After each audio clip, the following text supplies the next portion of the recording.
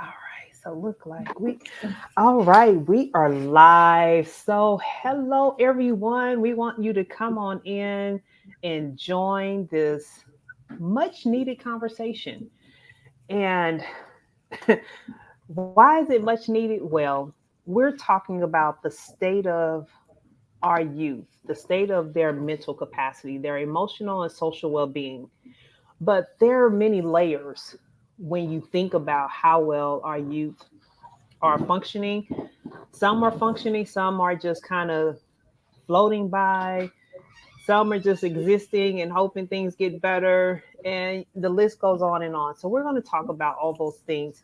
And we are fortunate and blessed to have some dynamic ladies here to share with everyone what they've seen, what they've observed, what they've studied, what they've encountered. And I want you, y'all know, I am always, I'm an educator at heart. So you like get a piece of paper and a pen. I want y'all to take copious notes. We want you to drop your comments in the chat, share with your friends. Anybody who is a parent should be listening. So I know we're in Christmas celebration time, but this is important because we're talking about the state of our young people. We're talking about our babies. So get something the right way. We want you to take some notes, ask your questions, all that good stuff, and we're going to get started. So I would like to first introduce Miss Allison Slater Tate. Now, we're in a group where we deal with college admissions, and a lot of fun, interesting dialogue happens over there. And she's always posting helpful information. And then, so recently she posted an article she did for, or a segment she did for the Today Show. Back in school, teens are struggling with mental health, and here's how to help them. And that sparked a conversation like, oh, we gotta have more conversation and dialogue around this, because I see all sides of the coins, from the kids struggling who are still in secondary education, those who are struggling in post-secondary education, and then you got your seniors going through this whole college admissions process that is just like a gray area in many cases, and they're just stressed beyond measure, and parents are stressed. But then you also have this other trend. I sit on a board in Atlanta, and we're looking at these trends, but this is not an area we're talking about, which we need to start talking more about.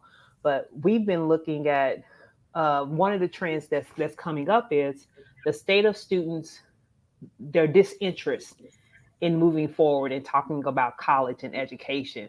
So what that looks like, and what does their future look like? Because they're like, I don't want to talk about school. I don't want to go to college. I have no interest. But what do they do? So all these things, it's a whole lot layers to unpeel, but I'm going to let Allison share a little bit about herself, and then we'll have Dr. Jillian Whatley to share information about herself. We connected, I think, through Diamonds in the Rough. Yeah. And she served many roles, worn many hats: child psychologist, school psychologist. Absolutely.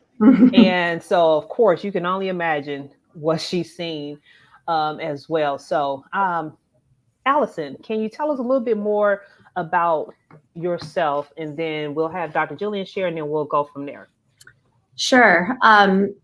My background is in both journalism and in college admissions, obviously, and I cover college admissions and teenagers and parenting for the Today Show.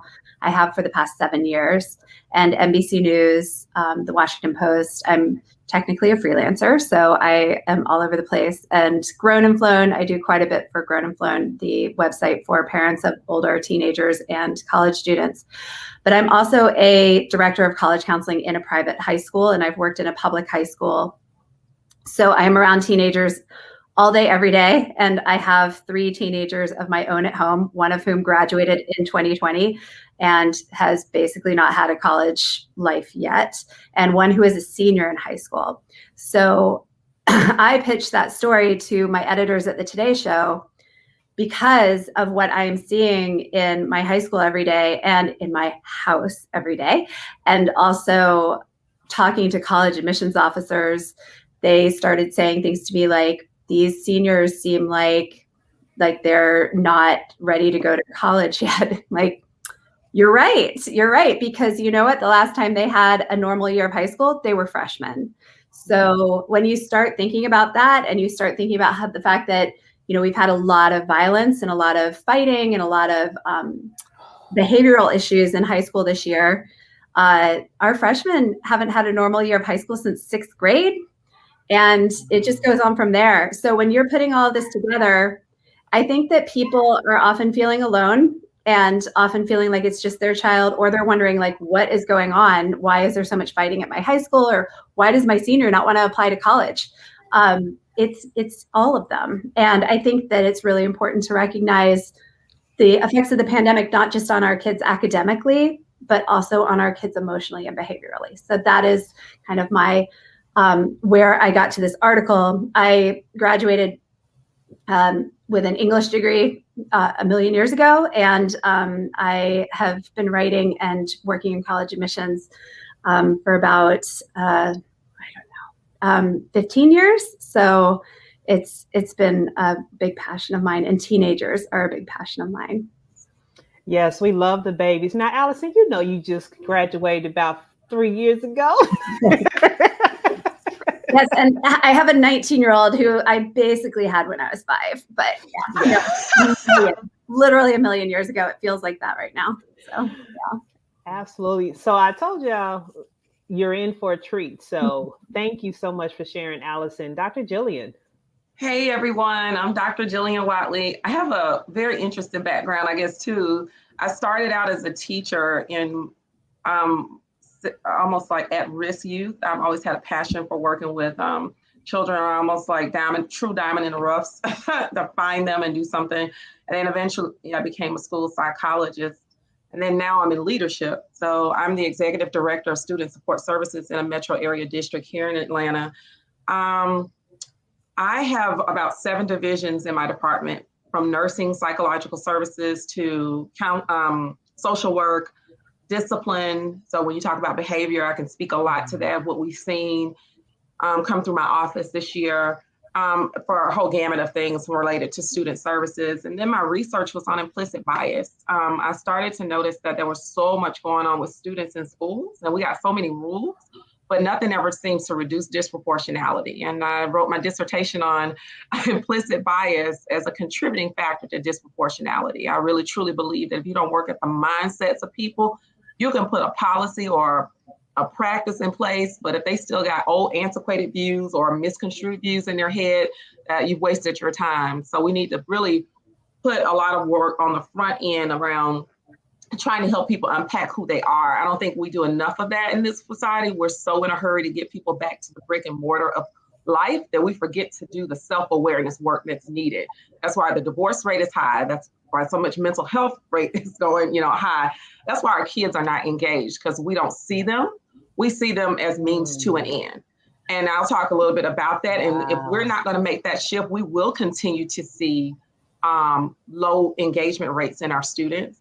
I'm also an adjunct professor at Georgia State University in the Graduate School of Psychological Services and Counseling Services. So I prepare for graduate students to go out and be future school counselors, future school psychologists. And we talk about these very things in class. And this semester, I've been asked to be a visiting professor at UGA. So I'm excited about that.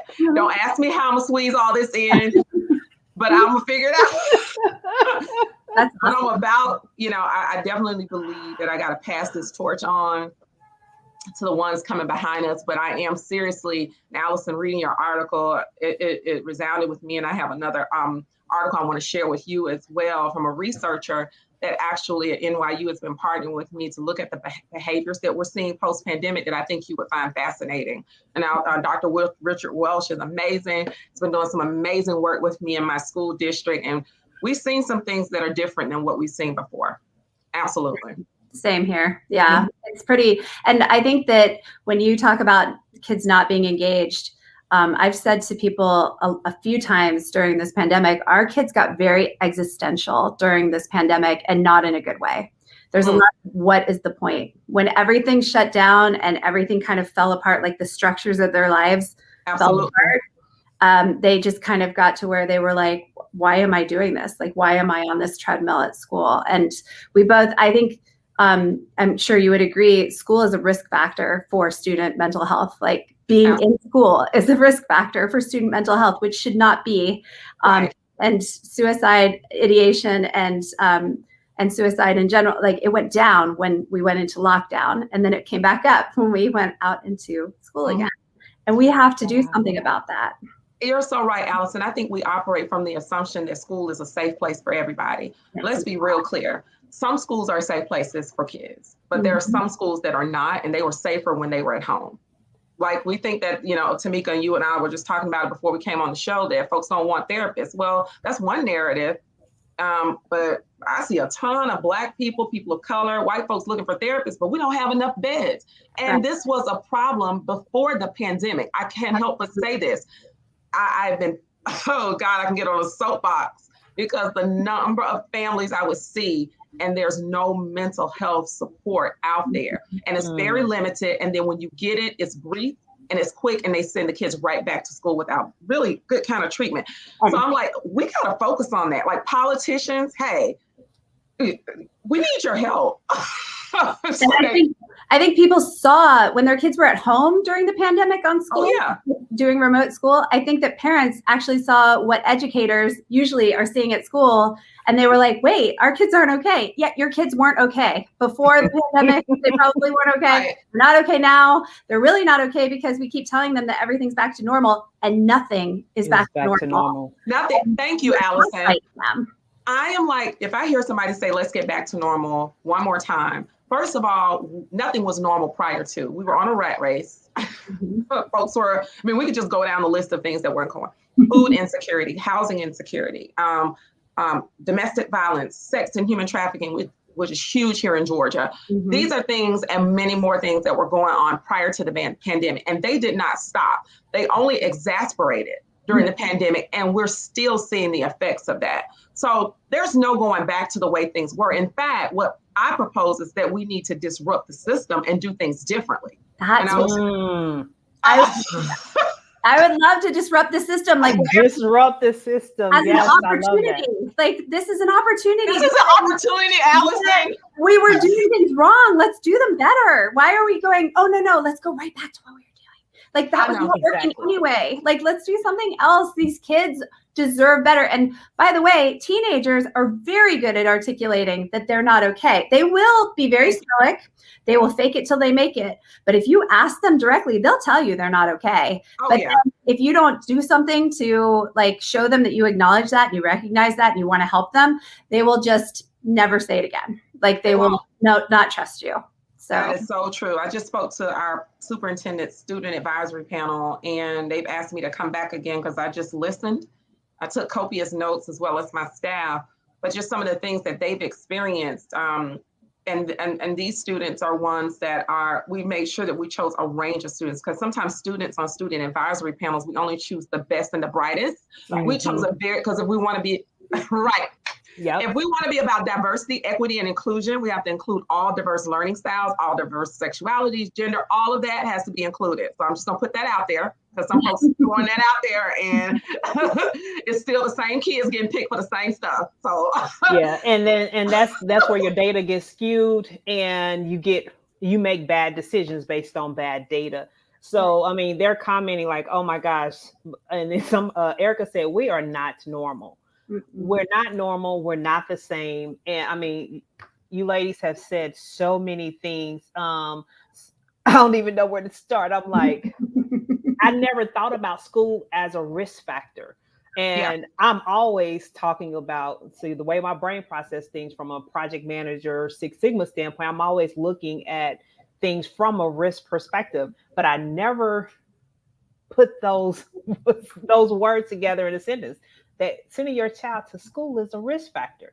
Absolutely. Mental health it is. Yeah. And I think that part of it is that we've created this environment for our kids, no matter what else is going on at home and what else might be a risk factor for them. School has become such a high stakes place. There's not a soft place to land. You are going to fail that class. You're going to be held back. You're going to be this, you're going to be that. And it's become such a punitive place for kids. And with the social media, and I'm not one to demonize social media. I think social media in many ways saved kids during this pandemic, and there are bad things about it, but there are good things too. And I'm not demonizing it, but I will say that since 9/11 and since having 24/7 news channels and news and the development of post 9/11 24/7 news, with the addition of having smartphones in our hands, has been very unhealthy for the adults and has been very unhealthy for the children.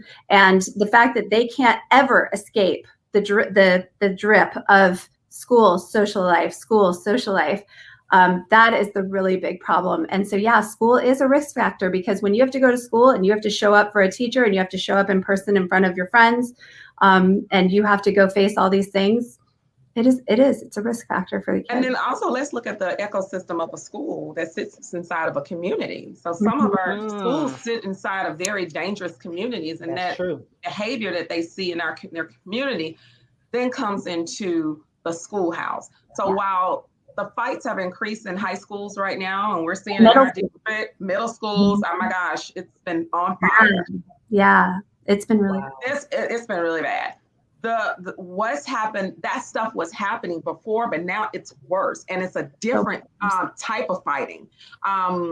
Richard Welch, and I love him to pieces. I wish I had sent him this so he can hear.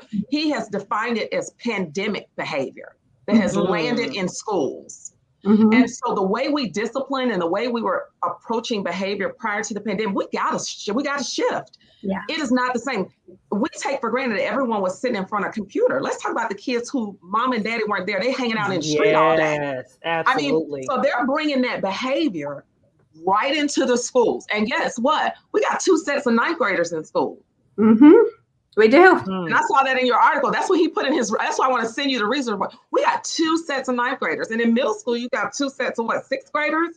I mean, try 6th graders who haven't been in school since they were in 3rd grade. Who haven't been in real school since 3rd grade. Thank you, Allison. But we keep saying, let's go back to normal. And these kids are developmentally behind. What is normal? There is no normal. There is no normal. Because I was looking at some of our stats from the state of education in Georgia. And so they talked about how all the gains we made in terms of educational gaps, we basically have lost it and then some. So now, to your point, when was the last normal year? Because they basically have lost a good 3 years, really. We started mapping it all out, a good 3 years of solid education. And then my question too, Tamika, is when we're talking about data, who was making improvements in data for whom? Because I work. Now, you know what? Yeah. See, as an engineer, I started breaking data down. Like, okay, now where did this data come from? Let's start. I have to always ask this: who's making the progress? That's true. Because and I also don't know. One of the biggest things with the kids' mental health right now is that we've come back into school and teachers are under pressure to make it all better, right? So they're feeling that pressure and they're behaving accordingly, like people who are under a lot of stress. Those are the ones who haven't quit yet. And then you have these kids who are supposed to be producing and performing at a certain level that can't because they don't have the foundation. And it's not because they're lazy and it's not because they don't want to, it's because they can't. And I think that without acknowledging that there is this gap, I mean, we have set everyone up for failure. And so mental health crisis. Absolutely. Yeah, Erica. I spoke at a board meeting. I'm sorry to cut you out, Tamika. I had to say this at our school board meeting. I said, let's just level set here. We've all changed during this pandemic. So we need to just eliminate getting back to normal, because whatever we were doing before normal, the mental health crisis was already there. Let's be clear. People go back and read articles prior to pandemic. So now if it was worse before the pandemic, it's really bad now. If homelessness was worse before the pandemic, it's really bad now. If food insecurity was bad before the pandemic, it's really bad now. So this is where we are. This is where we are. And also, by the way, I mean, before the pandemic, I was in a large public high school doing college counseling. we were putting psychiatric holds on kids at least once a week. Yeah. Wow. Before the pandemic. And now we've had a pandemic in which teenagers had no control over anything that happened to them, had all of their normal structures fall away, had their teachers leave the industry and the profession and disappear forever, had some of their teachers die of COVID. Oh, absolutely. That happened. Yeah. And no one ever stopped Allison to ask these kids, how are they okay? We just hurry up and get them back in because, oh no, you got to do dual enrollment. You got to go to college. It's almost like a factory. And then you have a group of parents who are fighting to get their kids back in school because we can't have them at home. This is not working for us, and we need them in school so y'all can take care of them. Right. And I like what Erica commented and said, it's a mental health avalanche. Mm-hmm. Plus, we have the teachers leaving. So you have kids who are struggling and suffering, but you got teachers who are struggling and suffering, trying to help our kids where there's a gap. Because Teresa says, we won't give them the tools to catch up. Mm-hmm. We won't invest, and we won't admit that there's a problem, that there is a gap. Right. So what are we doing, Tamika? What are we teaching the children in terms of how to deal with life? Oh, if you just keep plugging forward and put the blind spot up, it'll just magically go away. Well, no, it doesn't. It doesn't. You can tuck it in the corner as much as you want to. It's still here. Right now, we have a surge in the state of Georgia. My daughter is part of that number. I'm not going to put blinders on to say, oh my goodness, it's not happening. Here's the truth. We are in a pandemic. Okay, we are still in a pandemic. Still in a pandemic. It is not over. Let's talk about the effects of that, because you're right. It's like, because somebody said, yeah, we have those kids whose parents and family members have died of COVID, and we haven't given them the help they needed to process. And I'm thinking about one of my college babies. I mean, he's in college, but he's lost 2 teammates. On top of that, family members, and his mom, and I was talking, she's trying to get him to go to therapy, but like many kids who in this reality world, because we think in this reality environment, we can rewind and do over, we can erase it, it'll go away, I can ignore it because that's what the world is telling me. If I ignore it, it's going to go away and disappear. And so he's fighting, he's like, I'm good, I don't need therapy. And she was like, no. I said, I've been stressing to her, you have to get him in therapy. He needs therapy because they're going through some family dynamics as well in terms of a divorce. I said, these kids are not equipped to deal. That's just too much. Adults can't even handle all that. So your brain can only handle so much, Tamika. Let's look at the brain. I hate to go sciencey here, but I was like, Jillian, go sciencey. There is research out there to tell you. First of all, let me go back. Dr. Fauci was very clear almost 2 years ago. He said this is going to very quickly swing into a mental health pandemic. Mm-hmm. He said it. I don't know if anybody even paid attention to him because they were so focused on the sneezing and the coughing. He said it. I remember when he said it. Okay. Then when you look at the research and how other places have survived the pandemics, what did they notice that when they came out of it? Depression, anxiety, inability to focus and attend. So if we really and truly in organizations and schools allow the research to guide us, should we really have been pushing kids back to just academics? Absolutely not. We have the research to tell us what we should be doing with our kids in school. We have the research to tell us what we should be doing with our teachers in school. But we want everybody to make a high grade on the test. How can they? Right, that part. I quoted an educator from Chicago named Dwayne Reed, who is amazing, just a great Twitter follow, by the way. Teach Mr. Reed at tweet Teach Mr. Reed. And one of the things he said that a lot of people have re-quoted is, right now, if he had his way, we'd be doing 80 to 90% social emotional learning right now in schools. Forget the math and the reading. Like, we can get to that later, but until, like, the hierarchy of needs. Yep, that's exactly what I was thinking. Allison and Tamika, when I read that in the article, Allison, I was like, I circled that. When he said that, I was like, oh my goodness, who is this person? Because awesome. Yeah. Amazing. Because if a person doesn't feel loved, if they don't feel cared for, if they don't get the food they need, Yeah. let me tell you something. They don't feel safe, psychologically safe, physically safe. Yep. They will not learn. I don't I'm care like- what curriculum you buy. I don't care. And this goes Yep. to all the superintendents out there and people who think that they got it.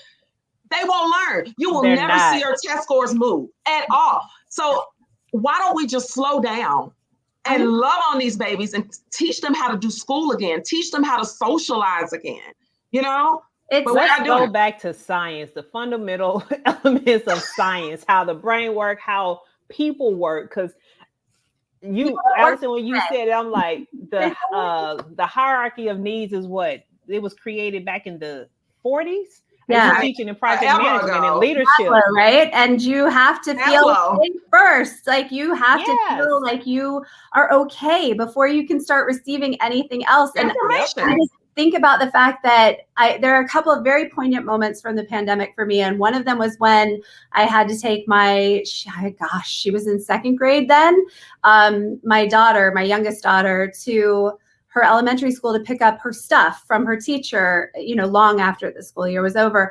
And she was very stoic and very blasé about learning from home. And, she had a good experience of all my children because my elder ones were much older. She did okay. But when we pulled up to the school and she saw her teacher, she started to cry. And that was the first time that she had cried or like said anything sad about the entire pandemic. And it was like that connection with that teacher. Yeah. She trusted her. She felt safe at that school. She felt good. And it was like seeing her made her realize what she had been missing. And that, I think, is what we have to realize, is that our teachers are our kids' lifelines, and they are the ones who can make connections with them. But our teachers should not have to be heroes, should not have to be superhuman. They have to also feel safe and also feel cared for and also feel like there is grace for them too before they can teach our kids and can make connections with our kids. We've all been in survival and crisis mode for so long that everybody is so strung out and exhausted, and nobody can be their best selves right now. Like it's not. And when you're in the survival mode from the brain perspective or neuro perspective, you're not making good decisions. Oh, no. Okay. So I would say this louder too. I don't care what kind of suit you got on and what kind of degrees you're wearing. If you are in survival mode, you're not making good decisions for the kids, for your family, for the organization that you're leading. You're not. Because you're surviving. You're band-aiding a situation. And so we as a society got to slow down and take a hard look, because my theory is, gosh, what's this going to look like in 5 years? Like, if we don't take a hard reset, Allison and Tamika, like, what is this going to look like in 5 years for us? Because I see some things, I've already seen some things prior to the pandemic, like we talked about, that scared me. And then now it's like worse. And it's like everybody's trying to fit a size, a 10 foot into a 7 shoe. We're like, get it in there. Just get it in there. Yeah. It's going to explode. And like I said, when teenagers realize that you don't know what you're doing, or that you're doing something badly and you're making bad decisions, they don't trust you anymore. Like, they absolutely out. They say, you're not good for me. Like, I don't believe that you're making good decisions. And that's what we're losing them. And I feel like, my own senior in high school does not want to talk about going to college. This is the first time he's gone to a homecoming dance. It's the first time he's had a girlfriend. It's the first time he's played in a sports season. He's basically a freshman who closed his eyes and opened them again and was a senior. And that is what I think the University of Alabama was here recently, and I was talking to a professor from there, and he said, we're calling them the feral freshmen this year because they came in after having not been in school last year. So they're the feral freshmen. And I'm like, well, I've got news for you. You're about to have another class of kids who even more of their high school career disrupted and are even farther behind in maturity and in academics. So I hope that you're ready to support them, because they're going to hit your campus and you're not going to know what's coming for you. And he was like, right, because it's going to be a few years, and that's what this is not over, and it's going to be a few years, and the effects of this on these kids is going to be for years. And say we don't like that, like we're tired of that. We don't get to say that. Like, they need support and they need grace. And they need support, space to grow up, because the one thing we can't give them, the one thing nobody can give them, we cannot replace these years for them. They come back. They're not going to have them. Yeah, I think when you said that, Allison, I was thinking about one of the times during, we have those crucible moments. One of my executive coaches taught me about that. And it's just a time where you change yourself. And throughout the pandemic, this has been an opportunity for us to change. Mm-hmm. And I remember I was thinking my daughter was fine, right? But then I said, but knowing my background, I was like, you know what? I'm just going to call one of my friend therapists just to meet with her every week to do check-ins. And so I'm so glad I did that. And then one night she just out of the blue cried. You know what she cried for? She cried for an hour. And that's not Nori. Nori is like super, she was like, Mommy, I miss going to plays. I miss going out. And I let her have that, and I continued to let her talk to the therapist during that time. But then let's think about the other counter narrative to this.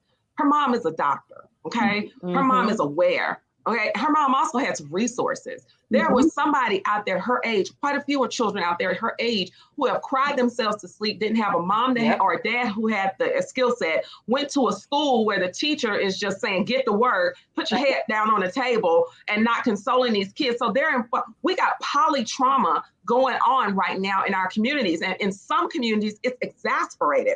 Because those schools were already what they would consider, I know in Florida, F schools, they're already in poor communities. And then we expect these kids just to come back. We don't know what these kids have been through while they've been at home. No. Some have been with the bear. Dr. Nadine Burke, she talks about it in her book about trauma, that some kids are living with the bear. They don't even have to leave the house to go be with the bear. The bear comes in their room at night. So can you imagine that over this pandemic, these kids have been dealing with the bear? And then we expect them to come back into school and learn so that they can pass a high stakes test and function? Are you serious? Are you kidding me? Come on, America. I know. I don't know what we're doing. Why are we doing this? I don't understand. Like, I'm existential too. What is the point? Like, what are we doing? What are we doing? I swear, some days I feel like I'm floating in air. I'm like, are you serious? Do you want them to do what? No. So let's talk about the inflexibility of us as adults. Oh, because listen, it Allison, had me that's thinking. part 2 of your article. Yeah, it had me thinking about.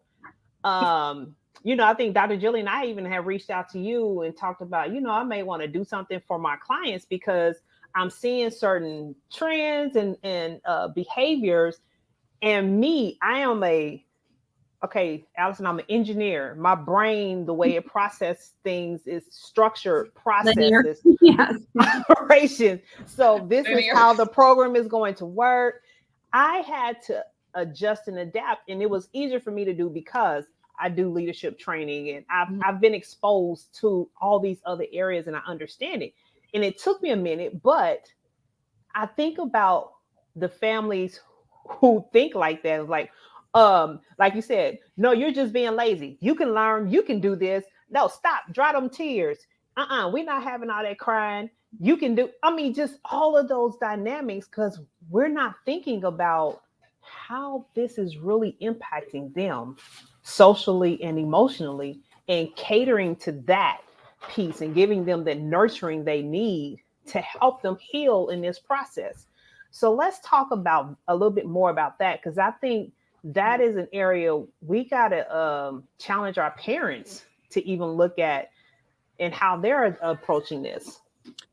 That was a big part of my story, because I write for the parenting section. So the question that I always have to have in my head is, what is the parenting angle? Like, how do we talk to the parents about this? And so I really talked to, my experts for the story about, how can parents do better? And I actually, when I was interviewing teenagers for the story, and I interviewed a lot more teenagers than actually made it into the story because word counts are very harsh. But all of the kids said, parents aren't doing it right. Like, they were very happy to tell me what parents can do better. And the first thing is just not to fix it, like to be a better listener, just listen. Yeah. Sometimes you just want to talk. And they, a couple of them said, I know how to help myself for the most part. And there are kids who don't know how to help themselves, like for what they're going through. But for the kids that I talked to said, if I fail a math test, I know how to study, how to find a tutor, how to find extra help at school. Like, all of those things are well publicized.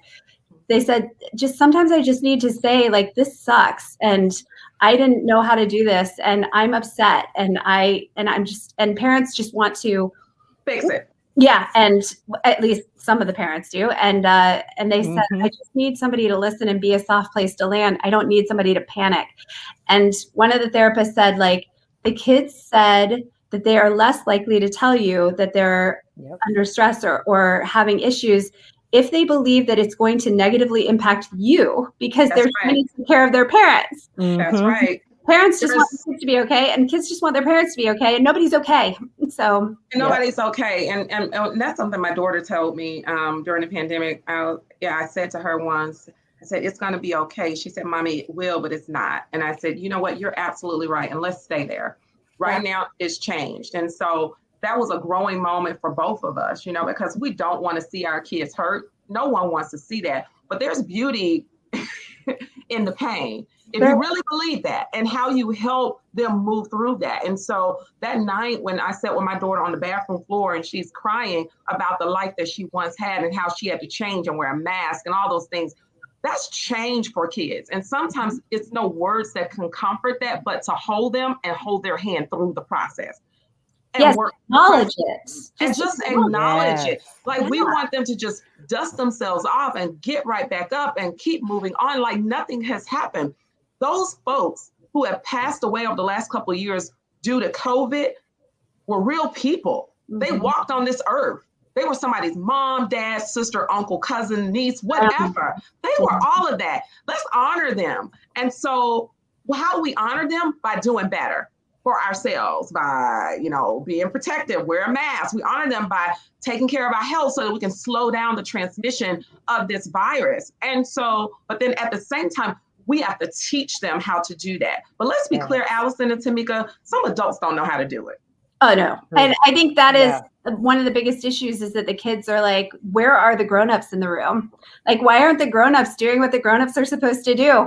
And that's a very hard thing to explain to kids. I know because I've had to explain to like 7-year-olds in my own house.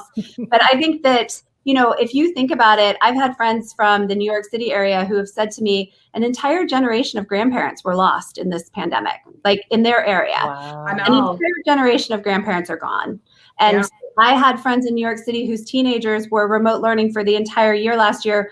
And at the beginning of the pandemic, went to bed with sirens every night, sirens all night long because of the pandemic. Like there's trauma that's so unprocessed still. And I think that people don't even realize like how bad it is, at least in some parts of the country. For us here in Florida, and I know for you in Georgia, we were talking about this, we've been wide open the whole time, but that has led to decision fatigue. It's led to like social stress and pressure because my kids are like, what are we allowed to do? What are we not allowed to do? Do we play with unvaccinated? What can we do? Do we go to school? Do we not go to school? Like it is so much that we've all been carrying for the past few years. So I think, in terms of like, there are all different kinds of parents and all different kinds of households. And some of these kids have had a whole different kind of experience than others in this pandemic. But as parents in general, I think that it's important to be truthful and transparent with the kids because I think teenagers especially sniff it out when you're trying to gloss over something or better. And when you do that, it feels so dismissive. So I think you have to say like, this sucks. People have not behaved the way they should have. People have not taken care of each other. And we're also going to give grace for the fact that all of us are doing this for the first time. And some people make mistakes and some people change their minds and some people don't. Sometimes those are your family members. And it's the holidays. Yay! Yes. Okay. I have a child who literally lost everything. His senior sports season, his prom, his graduation, his everything. He lost everything. And then he lost his freshman year of college because his college couldn't open because of COVID. He's really bitter. Like he is super bitter at how this has all gone down in the world and in our country. And if I say to him, well, it's okay though, it's never going to be okay. And so I've had to just get used to saying, I know it really sucks and it's not okay. Yeah, and you know what you're doing, Allison, in that moment, you're normalizing it for him because what it feels like sometimes things are just happening to you and you feel alone when people say, oh, it's okay, move on. No, all that we've been through in the last couple of years aren't okay. And guess what?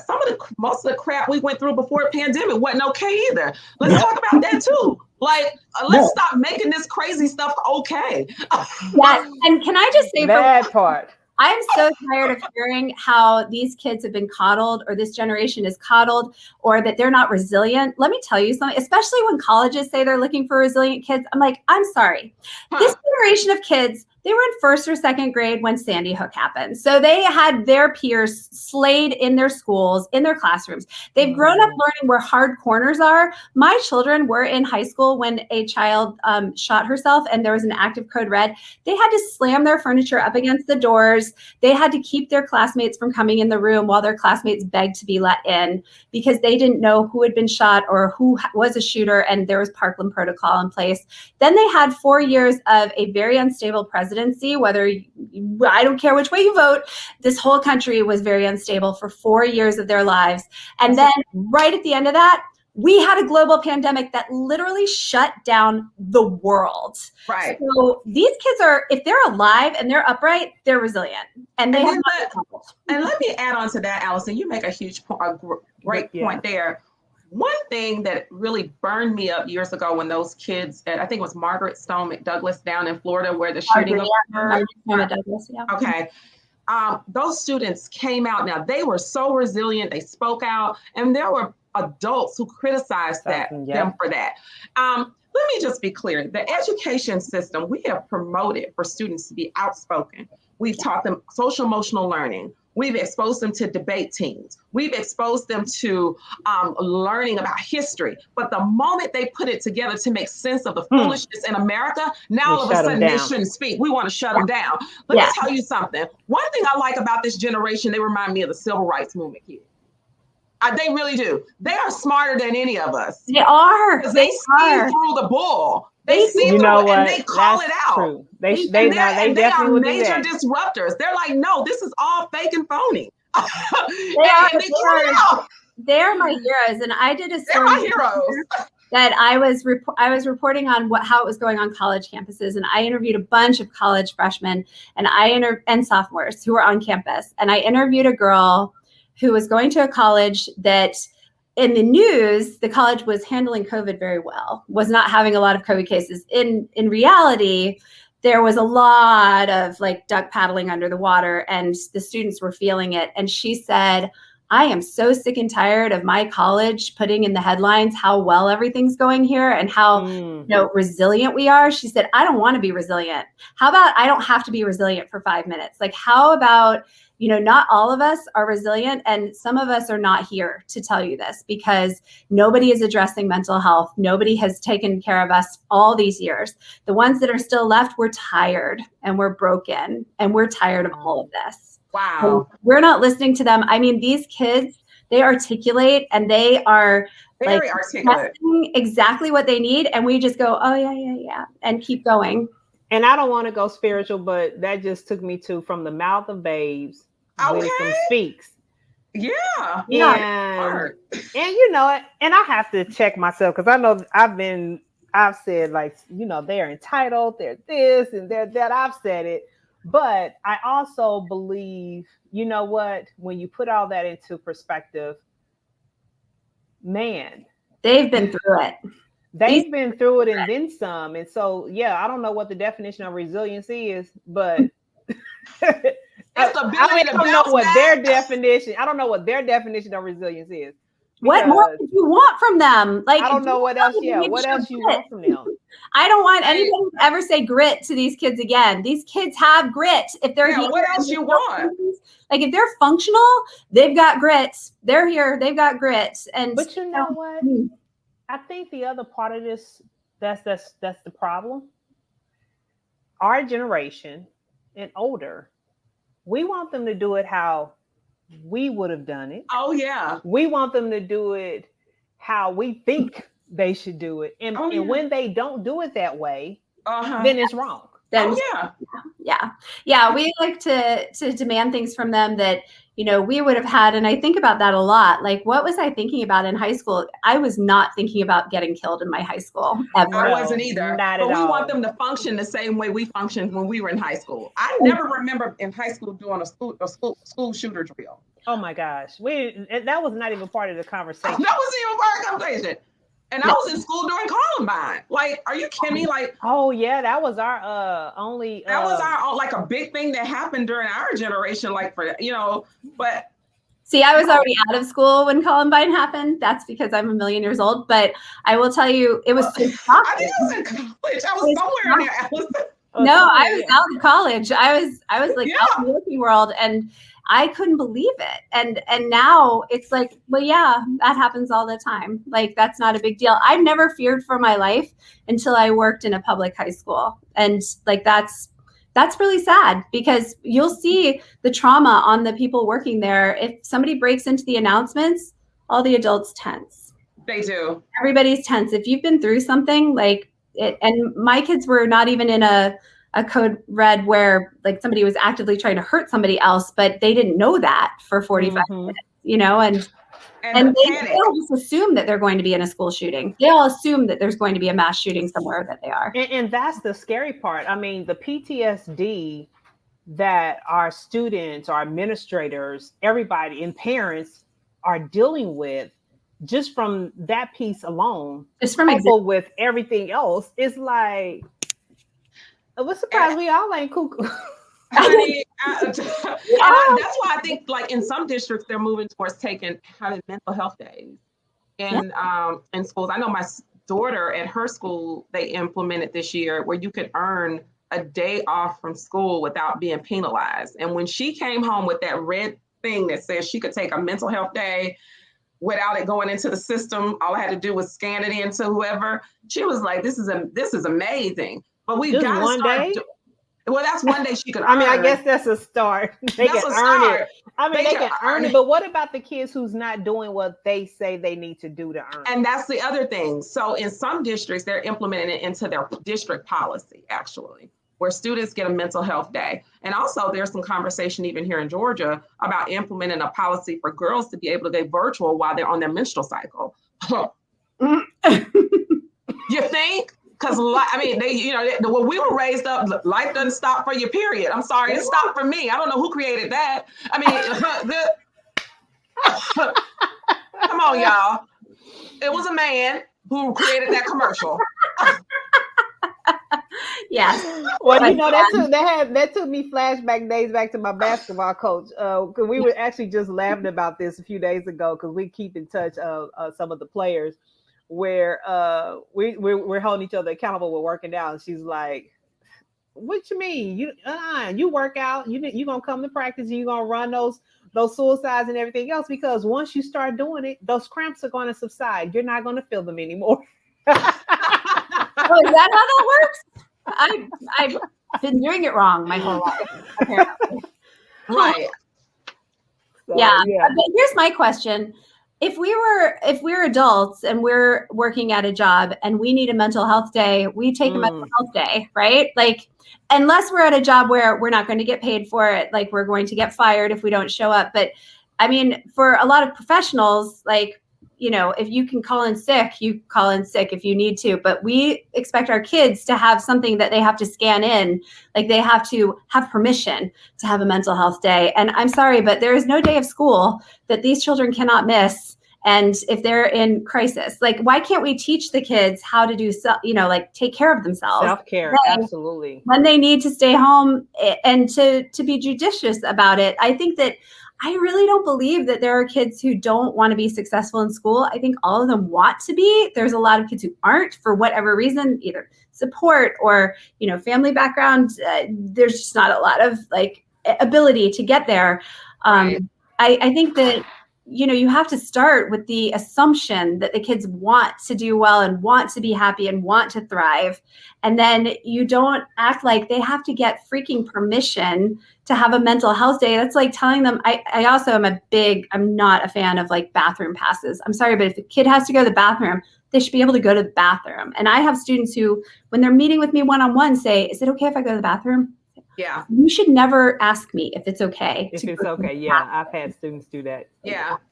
You know, and I think that we're taking away some agency from them or some sense of competency if we say that like an adult has to give you permission to do these things, like, and yet at the same time, adults are not running this pandemic well at all. So what are we telling them?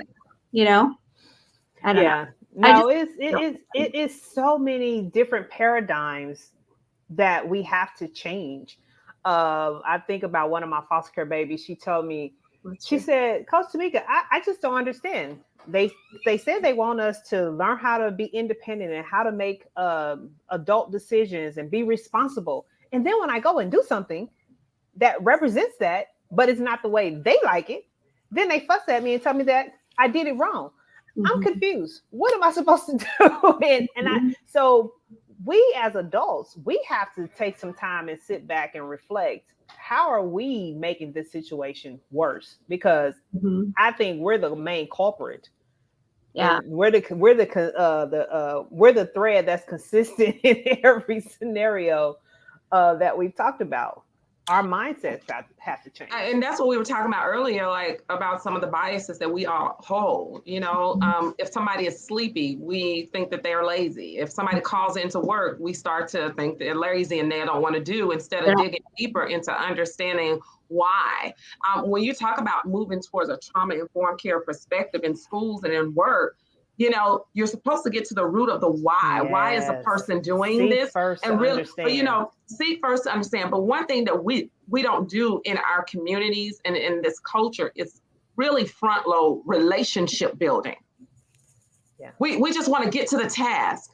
We don't want to see what commonalities we have. We don't want to understand where a person's coming from. We just want to get to the task. Therefore, our children feel what? Unseen. Our teachers feel unseen. Our administrators feel unseen. They feel devalued. They feel like it's a factory. I don't know if you all remember on that I Love Lucy show where they wrote on that little scene where they was eating the thing and eating the chocolates and stuff. We're making our kids feel like they're being a factory. We're making our teachers feel like that. You know, when you're forcing teachers to teach to the test, that's a whole show in itself, Tamika. And not teaching our children critical thinking skills. I've seen some very smart kids who can't critically think. They can give you an answer. I've seen it. But they don't know how to critically think. That's a problem when you get into the workforce. Well, you've seen that's a problem when they get to college. And I've had some of them in my class as a professor, like, I know you have. Did you not think this through? I mean, come on, this is fundamental. We teach them to just do school. We teach them to put in A, B, or C, or D, or to give you the right answer, but we don't teach them how to think, and we don't teach them how to learn. And then they get into a situation where there's no clear-cut path and they don't know what to do.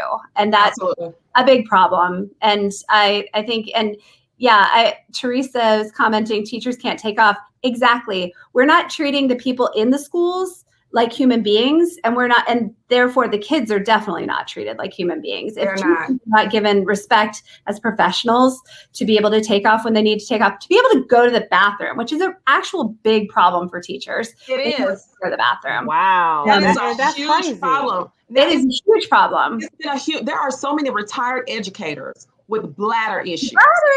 I know. Wow. This has been an issue. That's what I'm saying. Before the pandemic, we had huge issues. Some teachers have never used the restroom. They said one of the my intern supervisor when I lived in Maryland told me two things, and I will never forget.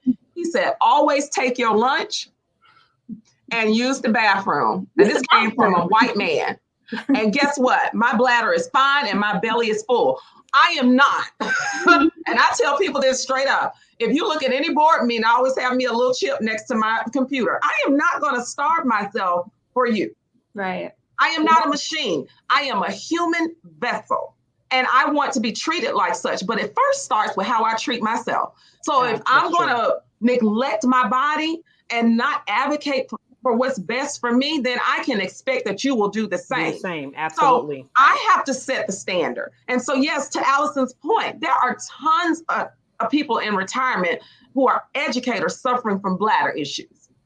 And if the kids spend the majority of their days with teachers who are being treated like they can't even go to the bathroom, then how do we expect our kids to take care of themselves? They're going to model what they see. Yeah. And they're also wondering, like, what is going on here? Exactly. They're not putting those things together. I'm sure they're not thinking about their teachers' bladders, but they definitely see that their teachers are stressed out. Their teachers are given like unfunded mandates to implement things in the classroom for the state governments or whatever. I mean, here in Florida, we have a huge problem with that. Like, they implemented mental health lessons for our students and then did not implement a time or place for the schools to implement them. So the kids are doing these online mental health lessons in classrooms with teachers who are not trained to deal with mental health issues. And the kids see it as the state, like, literally is not doing the box. Like, it's paying lip service to mental health. Yeah, absolutely. This is what we're doing. So now we can say that we're doing this, but we're not measuring the effectiveness of it. That's just like me when I'm looking at, so as an engineer, I used to always look at the STEM side with some of our teachers in teaching. And I'm like, well, wait a minute. How do you have somebody who is not even a STEM person? They lack the knowledge, the basic construct of science, technology, and engineering, but they're teaching a STEM class? Tell me how that works. It just doesn't make sense. We have to get from checking the box. And I like how Ruby said it. She said, we live in a culture who embraces winning, no matter the cost or the price. That's my mom. That's your mom? Okay.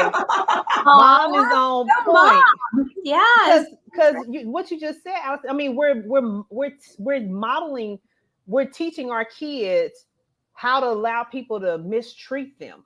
And That's how right. to devalue themselves, because people don't care how much you know until they know how much you care. And when they see that you don't care, then they are going to have less respect for you, zero respect for the system in which everything exists. And then it just that trickle down effect. Mm-hmm. Yep. And so, like Ms. Ruby said, as a society, we're letting our children down because we're ignoring their mental health issues, and we're focusing on these man-made rules that's not necessarily innate. That's right. I mean, it's embodied in the fact that the Today Show is working on a story today. In Philadelphia yesterday, a 17-year-old died of COVID, and it was the teachers who had to call in and say, we're not coming into work. We are refusing to come to work because school should not be in session because COVID is too widespread, and we had a teenager die. So we're not coming. And that's the reason school is shut down, because teachers had to say no more. And I'm sorry, why is that necessary? Why don't we have leadership that is saying, you know what? School should not be in session right now. Like, I mean, that's like an automatic given. I mean, so now you're basically telling kids, well, death is inevitable. People are going to die. And you so keep moving it's on. A part of life. We just keep moving. You just get over it. Everybody has COVID, but we're going to keep going because God forbid we close school down 2 or 3 days ahead of the winter break, because what if we don't get all our material in so that we don't test very well on the state standardized test at the end of the year? What will happen? I mean, absolutely, Allison. Who cares? And the kids are going, well, the state standardized tests were canceled 2 years ago. So, I mean, do they really matter? Do they really matter? Because I still moved up. They don't matter.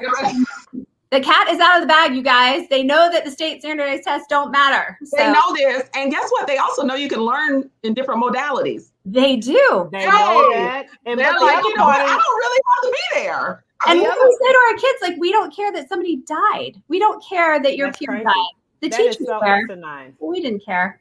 Yeah. And I think that's in a nutshell. Like, that just says it right there. The teachers had to say no more. And the kids are waiting for one of us to stand up and say, this is not, working. Yes, that's what folks care about. The tests. Yes, that is what folks care about. I know that is what somebody cares about. I'm not really sure. It's not people in my worldview, but yes. In my world, right. But it's a larger narrative. Like this. It is definitely a larger narrative. Yes, your state and my state both mandate test scores for college acceptance at our public state universities. They will not go test optional. I know your state and my state are in that. Absolutely. Which is really fun, especially for kids who haven't had a chance to focus and whose brains are kind of all over the place. And now they feel like failures because they can't nail a standardized test that's not fair and is biased to begin with. So, now that Let's part talk right about there, that. Allison. That's another show, Allison. That Yeah. may be something we have to move to next week's conversation because yeah.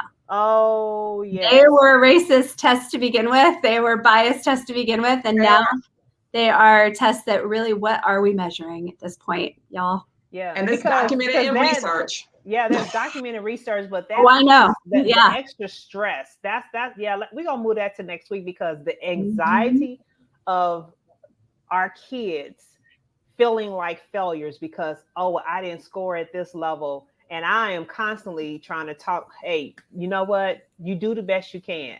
All I want you to do is have a score. It's tied to our state scholarships. So their family might be relying on that to even get it covered. Yeah. So they can have tuition help. And if you don't make that, so I have children taking this test 9 times.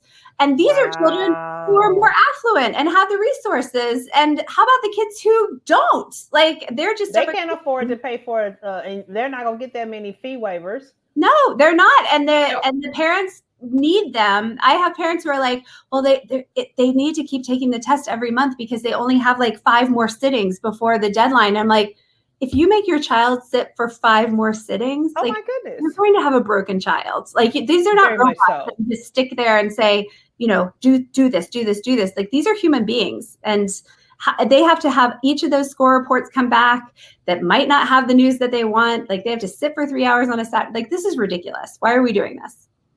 Yeah, I don't know, y'all. And then let's talk about an education for students who don't have a disability, but their parents make them go through getting assessment, psychological evaluations to say that they are special ed or need a 504 or extended time. It starts there. And then, you got parents who, and I've said in meetings before, they've had this child outside of psychological, inside psychological. These kids have been tested so much. I asked a parent one day, what are you looking for? You're looking, that my child would tell you, you're looking for what's wrong with me. Like what's wrong with me that you think that there's something wrong. Something fundamentally and wrong that with me. Right there is ingrained in their brain. Because they're not good enough. Yeah, I'm not good enough. Something's wrong with me. I'm not. So now they're going to always second guess themselves in any and every environment. And that has long-term effects. That right there is not just going to manifest now. It's going to manifest in everything that they do in life. And Tamika, we wonder why they don't like school. I mean, listen to all the variables we've mentioned. Heck, I wouldn't like it either. You want to know why it's a risk factor? You want to know why? Yeah. Listen. I wonder why. And they want to know why the kids are skipping. And they want to know why the kids are stressed out and depressed and anxious, like all of them. You want to know why? Because of all of these things. Nothing is okay and nothing is normal. And it wasn't before the pandemic. And it certainly isn't now. And we all want to act like everything is, we're going back to normal. We're in school. Like, we're going back to normal. Do you know that Stanford is still asking on their application, how did you spend the last 2 summers? And I told my students who are applying there, which aren't very many, by the way, because Stanford, I said, I hope, I double dog dare you to answer, I was surviving a pandemic. What were you doing, Stanford? Right. I mean, I was jet setting the world. I was watching Netflix and I was learning how to bake bread and I was surviving. I was figuring out if my parents were going to get their jobs, if they were going to lose their jobs, if they were going to be able to feed us. That's what I was doing the past 2 summers. And there goes thank you, Allison. And there goes the piece about this concept that we're throwing around diversity, equity, and inclusion. Because how tone deaf is that question? How tone deaf is that question? Absolutely. Are you going back reviewing the questions, even on your hiring questions, your questions on your missions to make them relevant to what these kids have been through for the last couple of years? Yeah. Why would you even ask that question? What do you think they were doing? Do you think they were jet skiing? Do you think they were living La Vida Loca? No, they were fighting for their lives, even the best of them. So you shouldn't even ask that question. You should ask them, how can you teach me how to overcome? I try to tell the kids there are so many valid ways to survive a pandemic. And one valid way would be to, if you are a well-resourced, very comfortable child, you might have felt good enough to go out and help other people. You might have done those things. That's great. But you could be the most affluent, well-resourced child in the world, and you might have been catatonic. Because Absolutely. it's all valid. And if you are a kid who did not have those resources and was right. trying to figure out how the next day was going to go, that is valid as well. And these kids, what really kills me is the kids who have no resources and who did the very best they could. And sometimes were taking care of siblings and were fighting, going to the food banks to get the food for the rest of their families. Right. And they think they did something wrong. They think they can't get into college because they didn't do something. And I'm like, yes. You were doing more than anybody. Thank you. That part. And then you got those kids who had a stable environment. Yeah. And now during the pandemic, they're watching their parents fight and Yeah. go through a divorce. Right. A very tumultuous divorce. Yeah. And now you got all this extra stress and tension on the entire family. So now you're worrying about, well, dang, now mom has to find a job. She wasn't working at first because she was home taking care of us, but now she got to work because she could take care of us. And now dad, who used to be present or somewhat present, now he's no longer present. And I'll have no normalcy at school. That used to be at least my place I can get away to. Right. And I have nowhere to escape. Right. That's the thing. It's if you think about the teenagers and kids, especially the teenagers old enough to know what's going on, they literally had no control the past year, have had no agency at all. And because adults were running everything and telling them what was going to happen. And I don't understand how we can feel learn, Dwayne Reed said, I don't want to hear about learning loss. I don't want to hear about it because we're not going to frame it that way. This isn't a loss.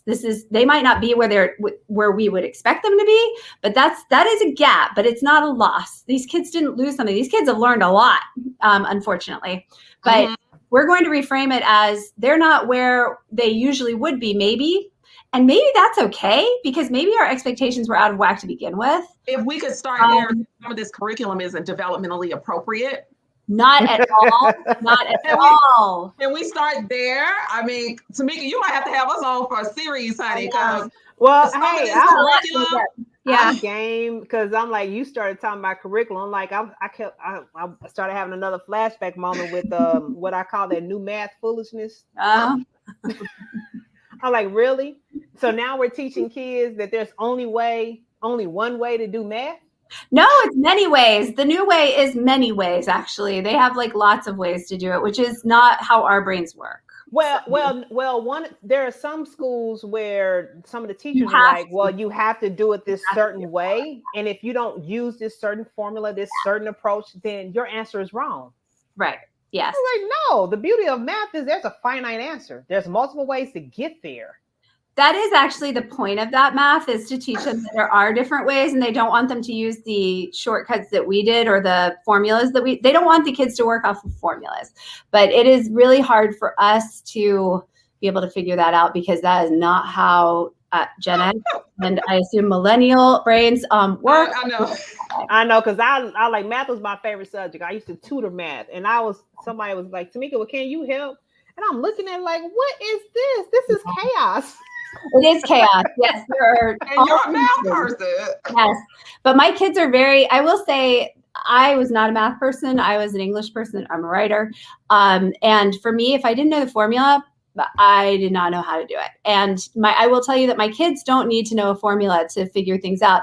What I had to learn as a parent was not to try to help them with their homework. If they didn't know how to do their homework, I had to say, guess you're talking to your teacher tomorrow, because my Gen X brain cannot tell you how to do that. So good luck. And it kind of very liberating. So yeah. Very liberal. I know my strengths and weaknesses. I still have yet to use a theorem today. I don't know why I was in that geometry class. I was trying to understand why I was in there.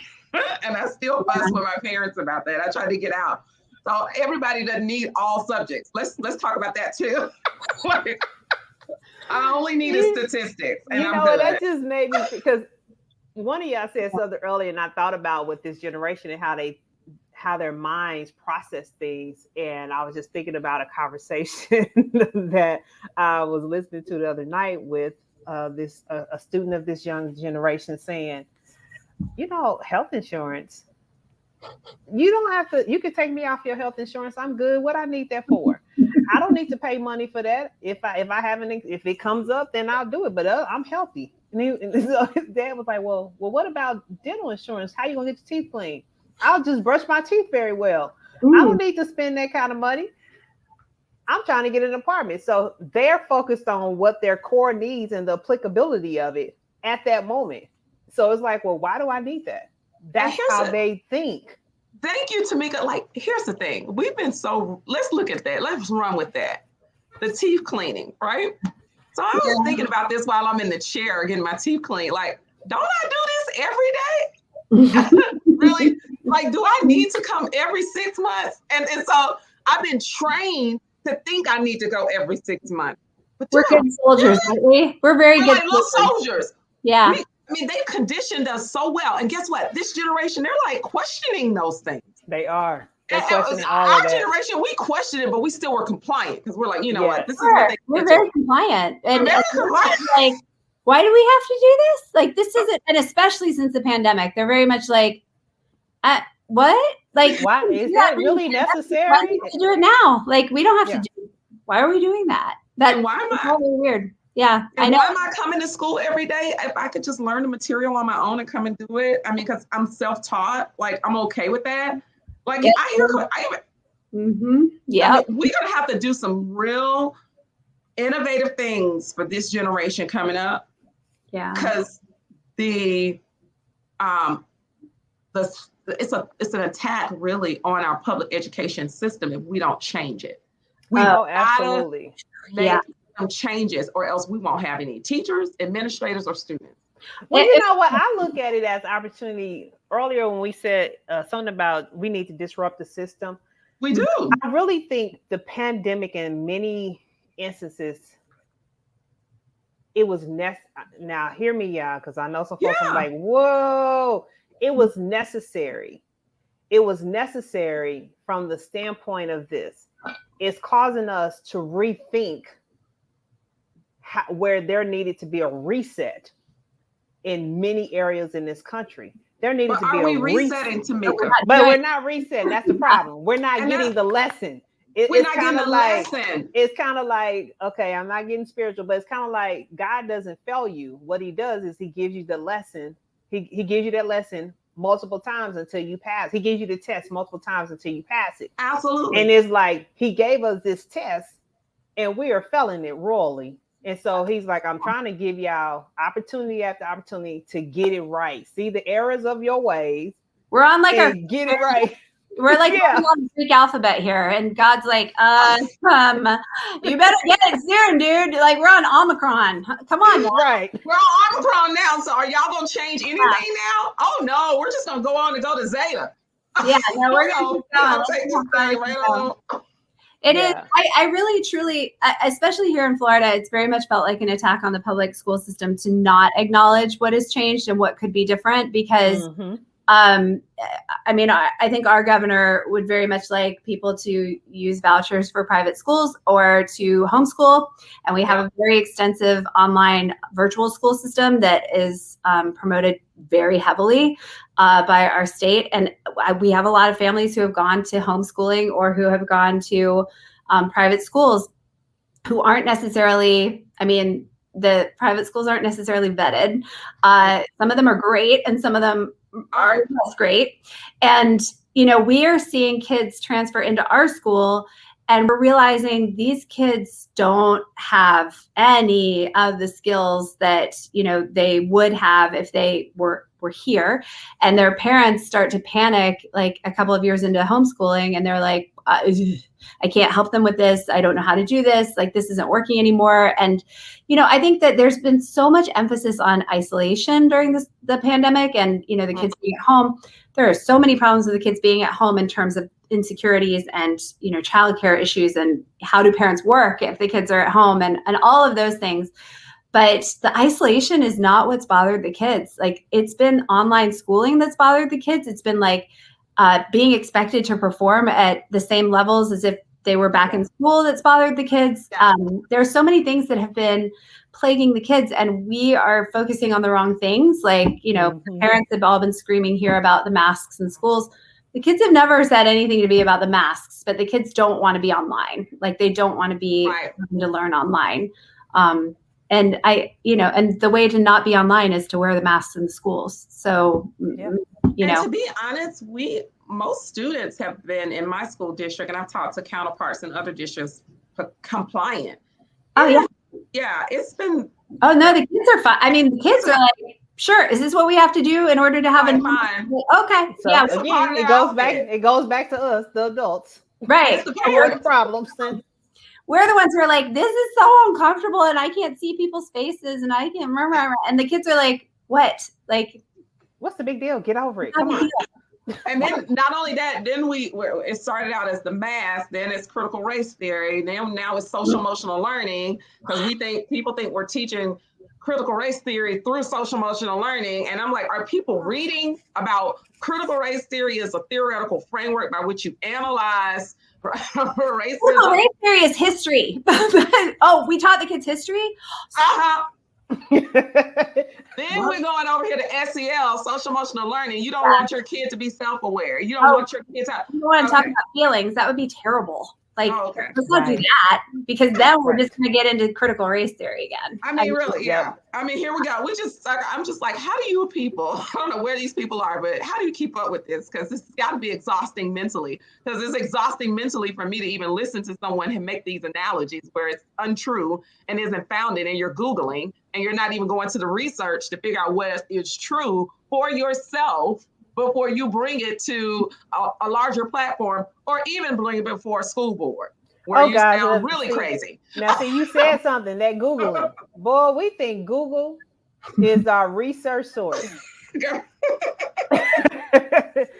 I know how to verify our resources. We actually implemented a class here this year, and we call it global community citizenship. And basically, we're teaching the kids civil discourse, because people need to know how to be able to disagree without hating each other. And the adults are not doing a good job of modeling it. So we're going to try and teach them skills to do that. But we also are teaching them how to verify sources, when I have to tell grown adults, like, I'm sorry, what is the website that you are citing? What website? Like, come on, man. Like, really? And if adults can't do it, then the kids, the kids are actually way savvier than we are to begin with, but we're just kind of cementing those skills for them. It's just, this is the world that they know. Like, they've lived in it. They think we're doofuses because we can't operate our phones correctly and we don't know how to, use social media. And it's true. We don't know how to do any of this, and they do. And we don't respect them. One of the things that I thought was very poignant that the teenagers said to me a couple of times when I was writing my story was, they said, my mom, if my mom sees me on my phone, she tells me to get off my phone. Get off your phone. You're always on your phone. And the teenagers say, sometimes I just want to be on my phone. I'm decompressing. I'm scrolling through TikTok. Yeah. Yes, but I need a minute. Like, I just need a minute. I get it. But they're like, but my parents are on their phones all the time too. And nobody's telling them to get off their phones, That part right there.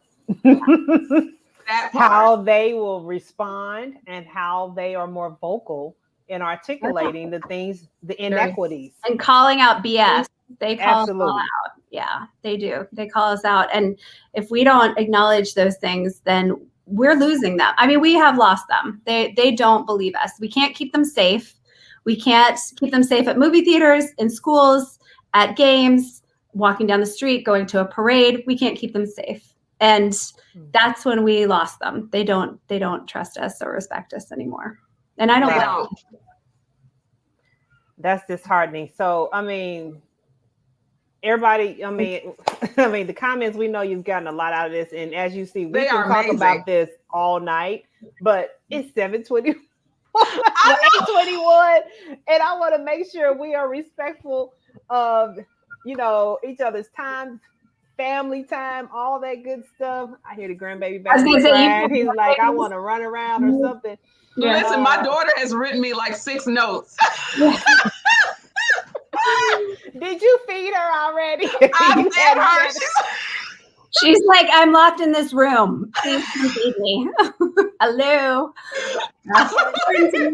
Yeah. She even threw one note as an airplane. It's the holidays, 2020 style. We're sending paper airplanes from our quarantine rooms. We're going to be doing this for a while if we don't do something differently. Absolutely. I love it. Thank you. So y'all, thank you for having me. Obviously, I have no opinions, so I'm sorry. I appreciate you both. loved it. We'll be back next week for part 2, and hey, who knows how that evolves. But we're gonna keep talking about this. So feel free to comment when you watch the replay. Comment if you have questions. Drop them in the comment, and we'll address it next week. But in the meantime, please hear what's been said. Take it and apply it, and I'll drop the link in the comment to Allison's article because it was eye-opening. Hey, if you get knowledge and you do nothing with it, that's right. How do you expect anything to change? Absolutely. So, keep doing the same thing, you get the same results. It's that's like the definition your head of on insanity. The wall. And that Absolutely. it is. So let's stop being insane and let's start looking at how to really evoke change and impact. But let's start with one of the key things that keeps resonating from our conversation and in Allison's article. Start listening to our babies. Please. And I used to do this exercise in my leadership trainings. If you listen and you reposition the words, now I'm going to age myself. We used to play this game when we were younger. You know how many words can you recreate out of a word? Oh, yeah. If you reposition the letters, you also get the word silent. And the key to listening, active listening, is knowing how to silence your brain, your thoughts, and be present at that moment. So that is my challenge to everyone watching. Amen. Over this holiday, this week, this is a great time to start. Silence your brain, your thoughts, and listen. Take time to listen to what your babies have to say, what your spouse has to say, whoever, and start there. That's beautiful. What's your any other closing remarks to end, Dr. Jillian or Allison? I just want to say that I thank you so much for having me here. This was an awesome conversation. I'm definitely committed to this work. And I consider myself, and others do, a disruptor. I want the system to get better for our kids, for our future. We're only here for a moment in time in these positions. And I want to see when someone come behind me to take this position that's emotionally healthy and intelligent at the same time. You can have both.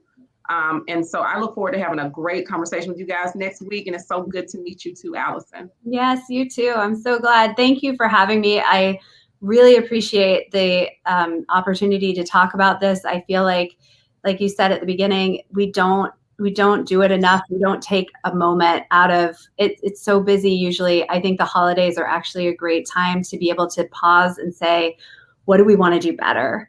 And we need to do better. Like, these kids are they're so stressed out. They're so sad. I don't want my kids to be sad.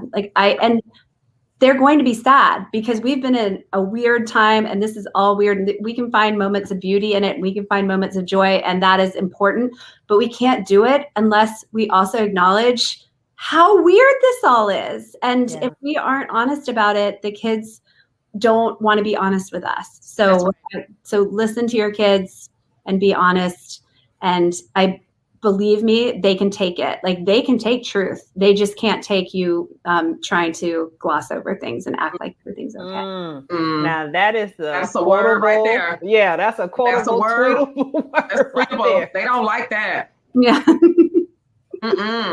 Yeah. It's the truth. They can take it. I have to tell parents all the time, your kids can take it. They can take the truth. They cannot take you gaslighting them. You can't gaslight them. Can't gaslight them. And guess what? They know what that means too. They totally do. And they will call you on it. And they're going to call you on it. Absolutely. Yeah, they can smell fear like horses. So. I sure can. Mhm. So know that your baby is smarter than you think they are. You And know, what's that game? Are you smarter than a third grader? Are you smarter than your child? That's 9 right. times out of 10, the answer is no. Absolutely. No, you may be older, but you're not smarter than them. Yeah. My daughter has taught me so much more than any professor could ever have taught me in my years. 100%. I learned from. I'm like, you know what? I never thought about it like that.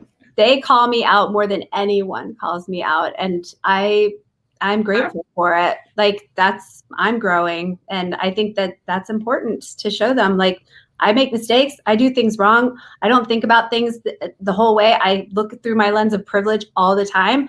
I need somebody to call me out on it, and they sure do. They call me out on it all the time. Mm-hmm, mm-hmm. And that's the beauty in having a relationship with your child, to be able to have that dialogue. You don't ever want to lose that. No. And it's so much important now, but I think we're going back to how things were when my mom was young. You know, things are being stripped away, and it's pushing us more to like together and having these conversations. But then there are some folks who don't have the tools. And we've got to be more intentional about giving our teachers tools, our parents tools. Everybody doesn't have the language. Yeah, and we take it for granted. Everybody knows how to do that. Yeah, that's time. Yeah. Yeah. Thank you so much for having me. Thank you. Thank you for having me to meet. Yes, well, thank you both for agreeing. I mean, it's definitely it's been a pleasure, and I look forward to next week. So enjoy your holiday with your families. Yes. Stay safe, and we'll be back next Tuesday because we want to give you some tools. We want to help you. That's right. Help yourself and your family. Absolutely. So see you all. Remember, the time to be ready is not the time to get ready. Let's learn how to stay ready. So this is Tamika Williamson and Allison and Dr. Jillian. We thank you for joining us and sharing with us. We'll see you next week, same time. All right. Thank you. Bye, guys. Bye. Uh-oh, I hit the wrong thing. Yes.